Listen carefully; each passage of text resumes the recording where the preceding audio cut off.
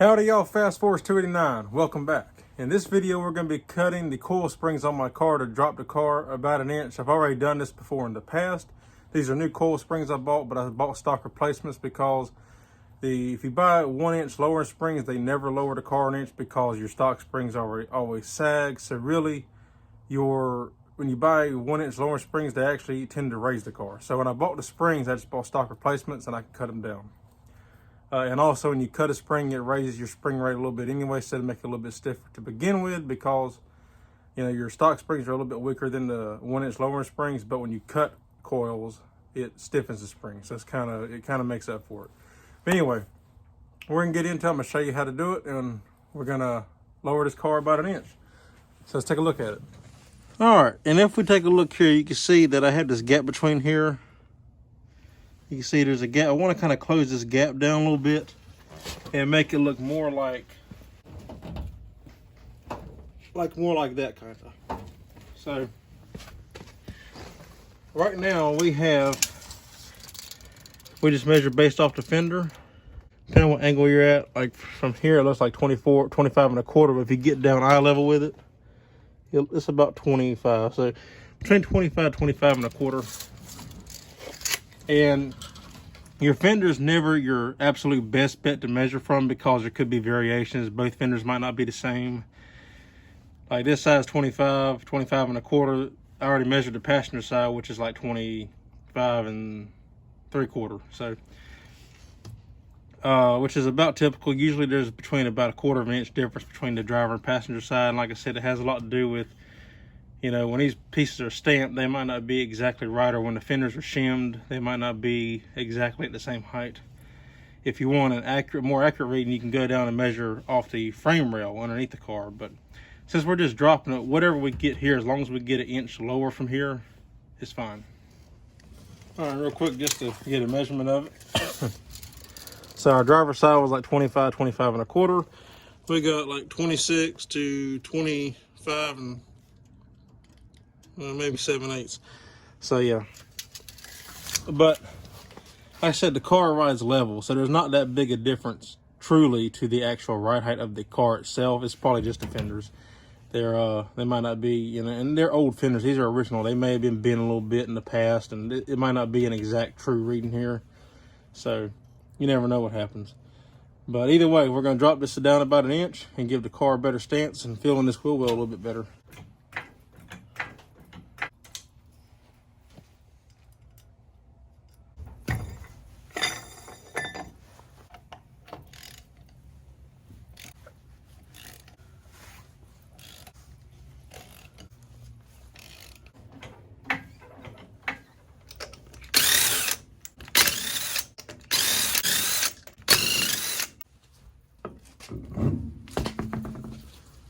There's 2 nuts you got to remove. You got to get the shock out of here so you can get the spring out.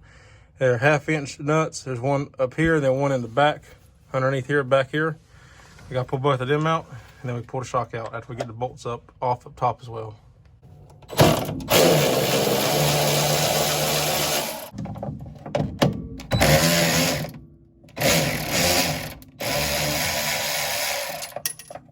All right, now we're going to remove these 3 nuts here, 1/2 inch as well. And then this right here will let the whole shock come out. You can take this loose if you want to. This actually holds the shock, but we got to remove this anyway to get the shock out. So instead of removing this, I just removed them 3 bolts and pull the whole thing up.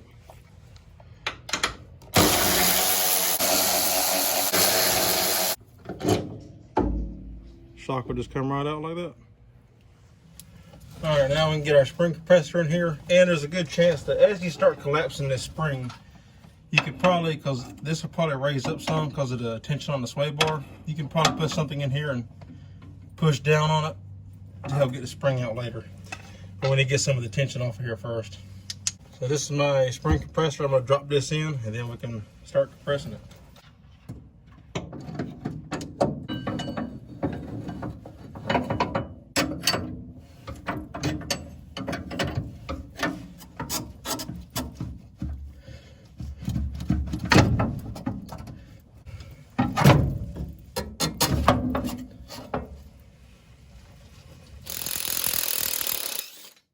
So we got the springs removed. I went ahead and removed the other side. That way you ain't got to watch me do it. It's the same process. What I like to do is, these springs have isolators on them. You see right here. What I like to do is, you don't have to, but I like to remove these before I measure out the spring to cut it. That way it sits a little bit flatter. And when it comes to these kind of springs, you see how the spring's flat on one side, and then it kind of curls up and into space, into nowhere on the other end. This is the only kind of spring you can cut, is when it ends like this out in the middle of nowhere, because you can measure it down, cut it, and put it back, it'll still work. So the formula, if you will, for cutting coil springs is half an inch on the spring is 1 inch on the body, or 1 inch on the spring is 2 inches on the body. So basically, however low you want the car, you want to cut half of that out of the coil. So like, I want to drop my car an inch, I would cut half an inch of coil off of here. So you would measure your full length of your spring up to where it ends up here. See how it ends it's just going out into space up here. You want to measure the full length, get in the middle of your coil, and measure and see what it is. I got about 16.5, which tells me I need to go down. You measure down until you get to 16 inches, and that's where you cut it. And as you can see, I already kind of marked, it's hard to see, but I marked it, it's right here. That's not even half a coil. Some people make the mistake, they think, oh, well, I just want to remove half a coil. Well, half a coil directly across would be right here. Look how much more you're cutting off, but then by the time you put it back in the car, you done dropped the car over an inch, and then you're like, well, what now? So that's, you know, because you hear a lot of people say, oh, well, half a coil is about an inch. Well, no, it's not. You can see there's my mark, there's half a coil. So it's more like a quarter coil would be what I want. I'm only, like I said, I'm only wanting to lower the car about an inch, and this actually won't be exactly an inch roughly. So you could come a little bit further down and cut it. But the basic formula is an inch on the spring is 2 inches on the body. Whatever you want to lower the car, you cut half of that off your coil springs over your overall length. Like I said, I want to do an inch, so that'd be half an inch. I got 16.5. I'm cutting it at 16.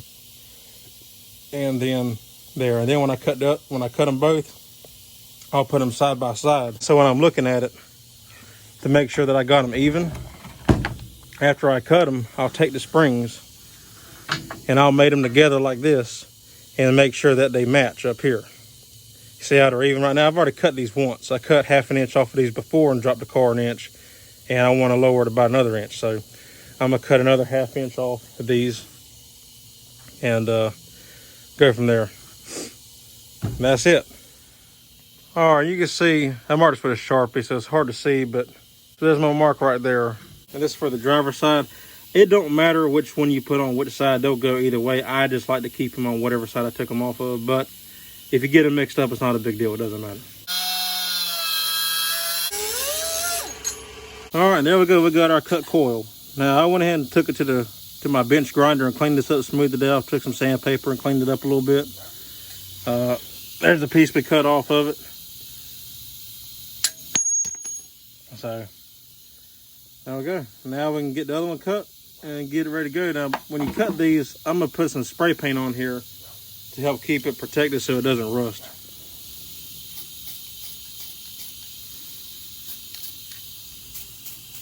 And also don't forget to put your isolator cover back on. All right, real quick, I want to talk about this. When you're cutting your coil springs, do not cut them with anything that generates a lot of heat. So you don't want to use a torch.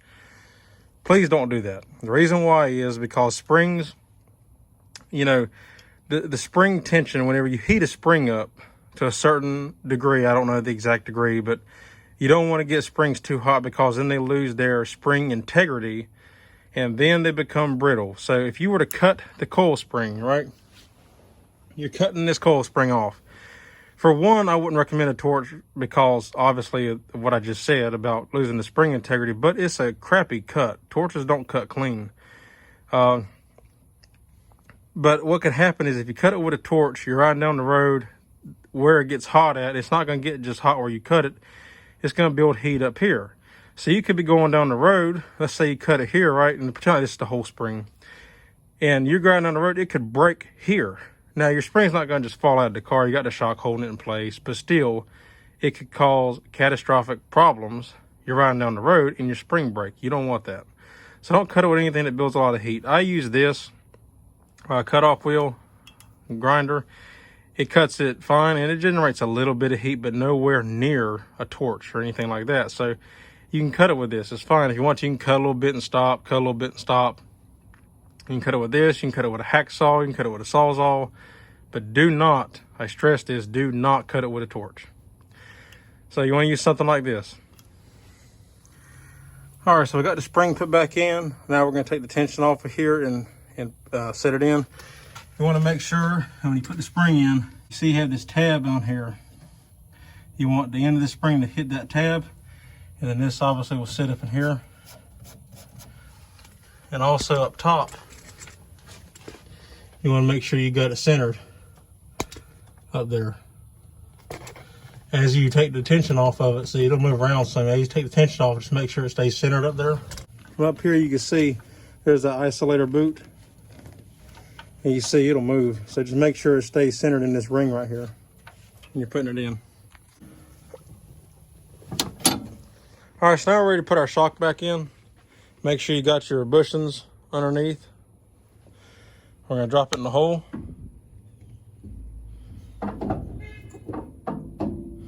And I just line mine up that way. Okay, I know it don't go that way, so I turn it the other way.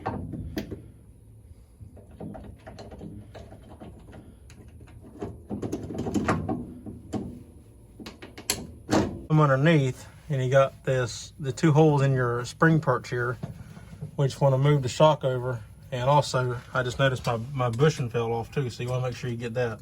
All right, line the holes up, and there we go.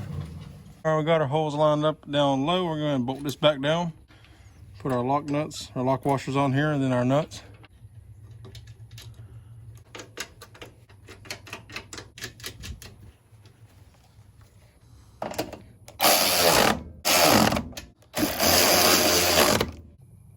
All right, now we got the shock put back in, got our holes lined up. We can put our bushings back on and washers.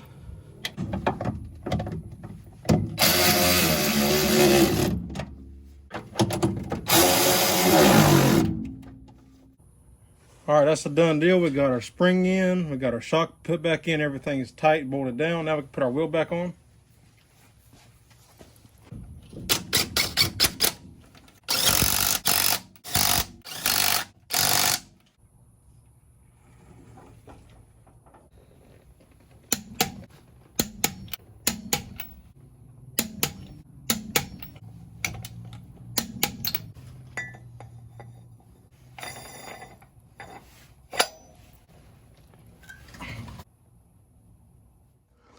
All right, now as you can see, we've got the car lowered now.